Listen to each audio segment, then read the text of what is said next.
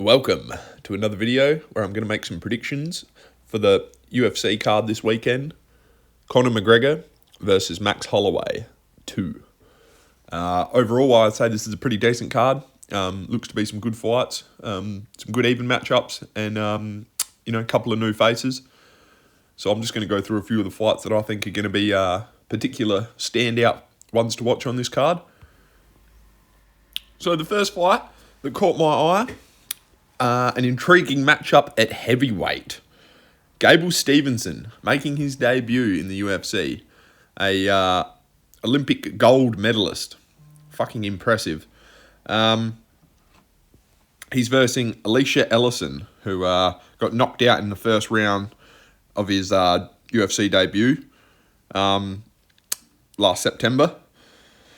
So I'm gonna go with Gable Stevens in this one. I think he's got a lot of promise. As a young fighter, 26 years old, I think, this guy could easily be the new definition of a heavyweight fighter. I think he's a little bit shorter. He probably doesn't have as much, in terms of reach and weight advantages, but I think just with overall athleticism and fucking his general reflexes and his speed is going to be super impressive. I think he'll run through Alicia Ellison. I know he got, like I said, KO'd pretty early in his last fight. I think I'll be surprised if it's not the same story again here. I think Gable Stevenson could finish this fight anywhere. He could take him down and dominate on the ground for 3 rounds. But I don't see that. I think he's going to take him down, and I think he's going to ground and pound. Well, he could look for a submission, but more likely, I think he's just going to ground and pound him into submission. So yeah, I don't see this going the distance or probably even making it out of round 1. I think Gable Stevens, he's going to be looking to get a bit of time in the octagon, get used to the, get the cobwebs out the way, get his feel in there. But I think he'll be straight into it, throwing some big fucking hooks. And hopefully we get to see a bit of improvement from him and a good technical display. And I think, like I said, this guy could be the new breed at heavyweight. I truly believe. I think he'll go far. I think the UFC is doing good here, not pushing him too early, too quick. I think he's a big name and he could bring a lot of eyes to the sport. I think he's got pretty much the perfect blueprint for a UFC fighter or for any mixed martial artist. Wrestling background. He's going to be super solid. And now he's learning great solid techniques. Awesome power in the hands, I think. And I think the technical aspect of things will just continue to improve as he keeps getting better. And I think 26 is a good age to make a debut. I think he's going to handle this moment very well, and I think he's going to capitalize, and he's going to make this Alicia Ellison look pretty silly, in my opinion. That's my predictions. First round knockout, ground and pound, heavy hammer fists on the ground. Wrestling 3 steps ahead of anything Alicia can do to try and get up or try and reverse position. This guy's going to have an answer for everything. So that's my prediction for that one. All right, the next fight I wanted to give a quick prediction for. Interesting matchup here. Robert Whittaker making his light heavyweight debut versus Nikita Krylov, a natural sort of light heavyweight. He's a little bit taller, a little bit bigger reach, and he's 1 year younger than Rob. I think Robert Whittaker's style does suit Nikita Krylov, though. He looked all right in his last fight, beating Modestas Bukauskas. Before that, he got KO'd by Bogdan and KO'd by Dominic Reyes. So Krylov's one of them fighters, I think, that is a little bit hit and miss. Not sure what you ever get really from him, but I think he is pretty solid. I think he looked really good early in his career, but he sort of went a little bit downhill. I think he was really good with his wrestling, and his grappling game and ground and pound looked really great early, but for whatever reason, I think he got cracked a couple of times, and now he likes to just try and keep it standing and mix it in a little bit more. So, sort of had a bit higher hopes for Nikita Krylov, but I think yeah, he's still a pretty solid mainstay at light heavyweight, and he's ranked number 12. So good outing here. Good chance for Rob to cement a ranking here if he can knock him out in good fashion here. I think Robert Whittaker has the speed advantage here. I think the reflexes and his karate sort of jumping in and out sort of, style, if he continues to perform like he did at middleweight, I think that suits him here in this fight. I think Nikita's a little bit more stationary, so I think he has plenty of opportunities to catch Krylov coming in. And I think Robert's going to blast him with some head kicks and some stomps to the knees.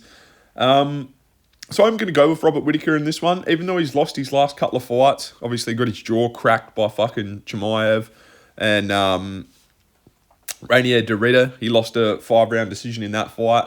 I think it's going to be a good move for him going up to light heavyweight. I think he's not going to have to kill himself quite so much. Crazy to think he started at welterweight. Now so I think he's going to look good. His body's going to be able to rejuvenate better. I think he's going to be able to take punishment good. And I don't think Nikita Krylov really has the skill to hand out anything Robert hasn't seen on the feet. So I think Rob's going to probably be able to coast a little bit, which he'll find comfort in this fight. I think he's going to set the pace. And I think more than likely this will probably go to a decision, in my opinion, coming off the 2 losses. I think Robert's going to be a little bit shy, a bit hesitant to go running in and looking for any big finishes.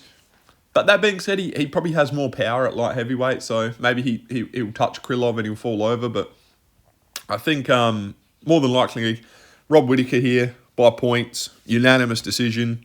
The only thing that scares me, a little bit of a takedown threat from Krylov, and I think he will shoot quite a few takedowns. But I think Robert Sprawl's going to be able to get him out of it. I think the work he does on the cage there, on the fence, I think he's going to be able to neutralize a lot of the big single legs and double legs from Krylov, and I think he'll keep it standing and he'll dominate with some good clean punches, some good body kicks, like I said, good knee stomps.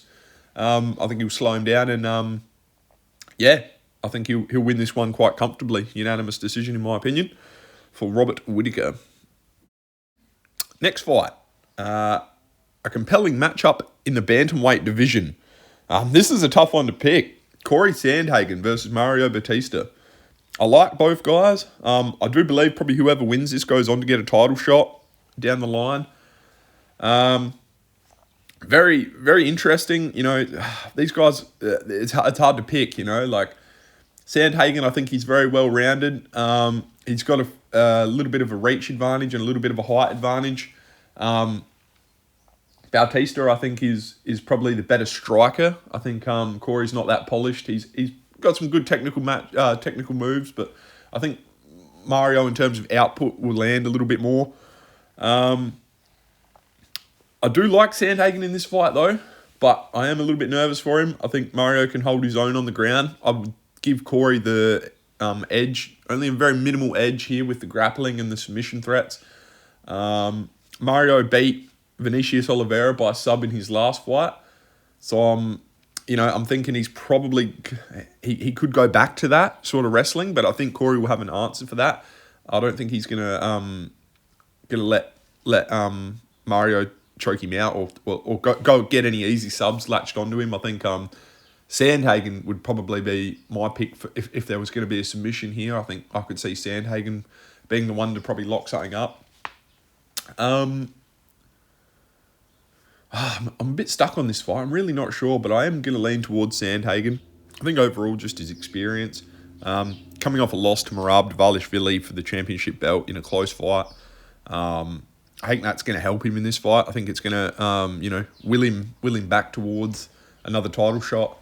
I don't really see a finish in this fight. I could see just Corey Sandhagen just doing enough to win it on points. Even though I think it will be a good scrappy affair, and I think there'll be lots of violence, lots of back and forth. I just think Sandhagen's going to have a little bit of an edge in this fight, and I think, I think he's going to win this one pretty clearly by unanimous decision. But like I said, I mean, this is a pick 'em fight in my opinion. This is 50-50. Mario's certainly on the come up. But I think, yeah, Sandhagen, just for the sheer fact he's sort of been a mainstay in the top of the bantamweight division for a long time, I think that's going to help him.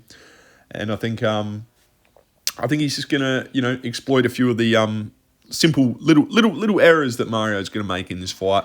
I think Sandhagen's going to capitalise.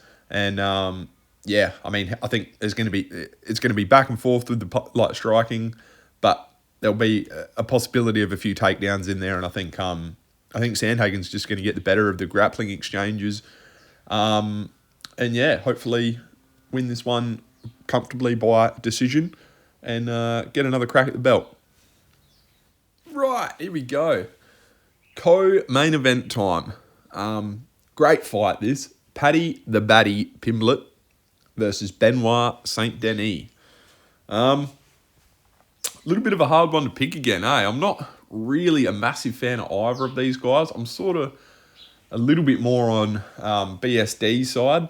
I do sort of like his style. He's a go forward sort of fighter, ruthless aggression. I think he's willing to take one to give one, and when he gets a hold of people, he just fucking clamps down with a rear naked choke or something, some badass special forces shit. So I'm gonna probably lean towards BSD in this one, even though I think Paddy's a great up and coming fighter. I think I don't know, Benoit's just he gives me that little bit of an edge, just with the aggressiveness. I think in this fight, I think Paddy's going to be a little bit gun shy after the Gaethje fight. He took some pretty hard shots in that fight, took a lot of damage, and I think Benoit Saint Denis, even though he's been stopped a few times and hasn't looked amazing, he's sort of come back and he's just fucking going again. And I think I think he's going to put a beating on Paddy, in my opinion. I think he will get a finish too. I think he's going to clamp down with a rear naked choke, and I think I could see round 2 finish here. BSD looked great in his fight against Dan Hooker, beating the shit out of Dan Hooker. Paddy knocked out Michael Chandler, and then, like I said, he lost his most recent fight to Justin Gaethje, and I think that gave him good experience. I think that's a big learning curve for Paddy. And he looked great. He went the distance. He went 5 rounds with Justin Gaethje, so that's saying something in itself. BSD's a crazy dude. Like he's only 30, but to me he looks old as fuck. Like, but I think he's gonna have the advantage with grappling. I know Paddy started as a good grappler, but I think he likes to stand and trade now, and I think that's going to be to his detriment.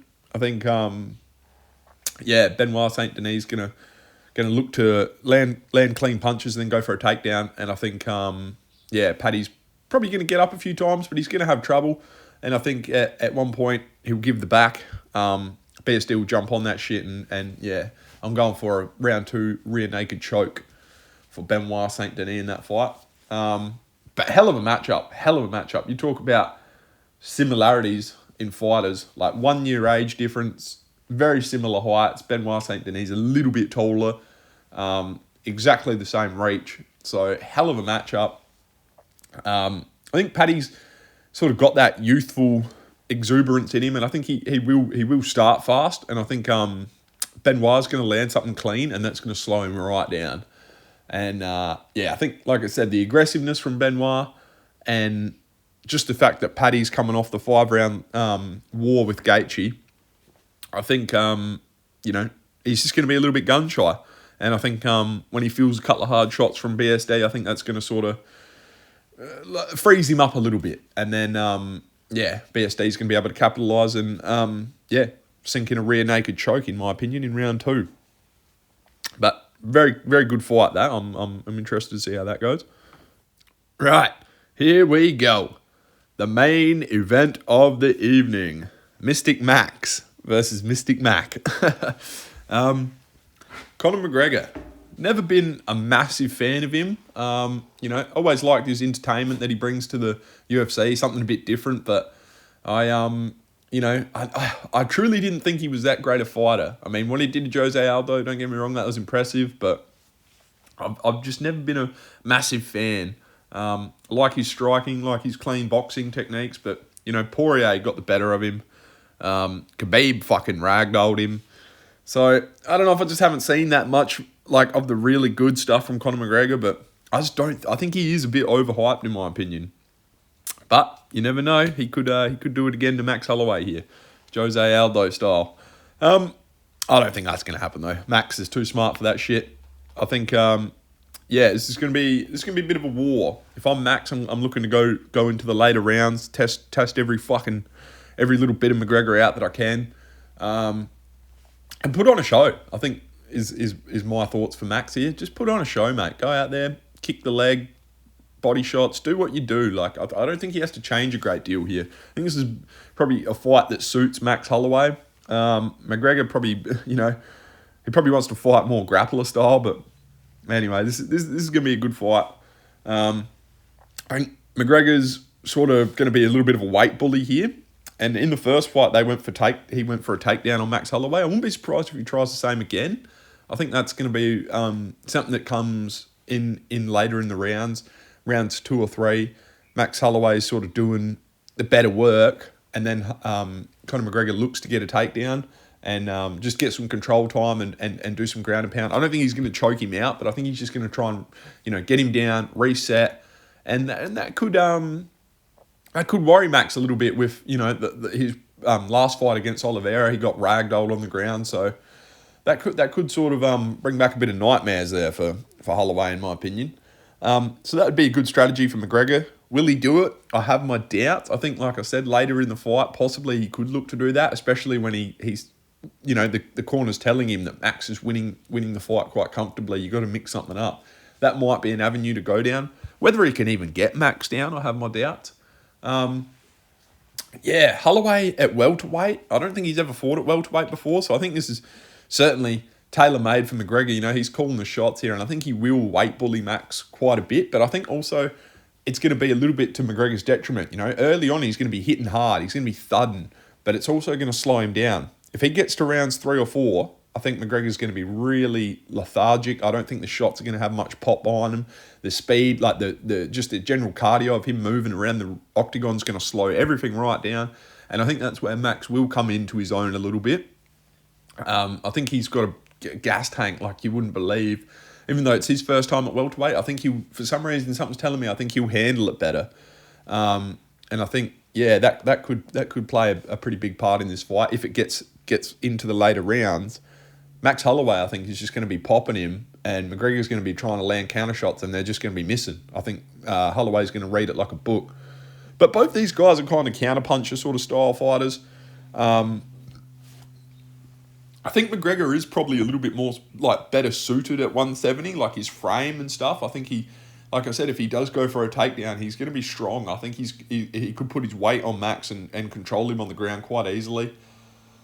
But look, after what Oliveira did to Max, I think that was a bit of a one-off. I don't think he's going to get controlled like that on the ground by anybody else. But I could see McGregor having his moments, and just the threat of a takedown, I think, would do McGregor favours. But yeah, so look, I'm going to go with Mystic Max Holloway. KOs round 3. I think Conor McGregor's going to be eating the shots well early. I think he's going to start fast and hot. I think he's going to, be aggressive early, and then he's going to slow down. And then we're going to see vintage Max Holloway coming into it, landing the clean shots, doing his boxing, ripping body shots, solid hard leg kicks, slowing McGregor down. And I think we're going to see almost like McGregor on the stool, sort of a little bit withdrawn and wondering, what he needs to do to change it up. And I don't think there's going to be much he can do. And then I think, rounds 3 or round 4, Max Holloway is going to land a clean straight punch and follow him up, get him down, and just couple of quick little shots, and then Herb Dean or whatever jumps in and should be all over. But good entertaining fight. I would like to see McGregor get a good win just to keep him in the sport a bit longer and keep his entertainment. I want to see him in another rivalry, going nuts and throwing shit. So hopefully it's just a good fight. And look, I hope he sticks around. But I think Holloway's going to be too good for him tonight, or on the fight night. So that's my prediction for that one, guys. Thanks for listening. If there's any fights you think I should have covered, please let me know. Cheers.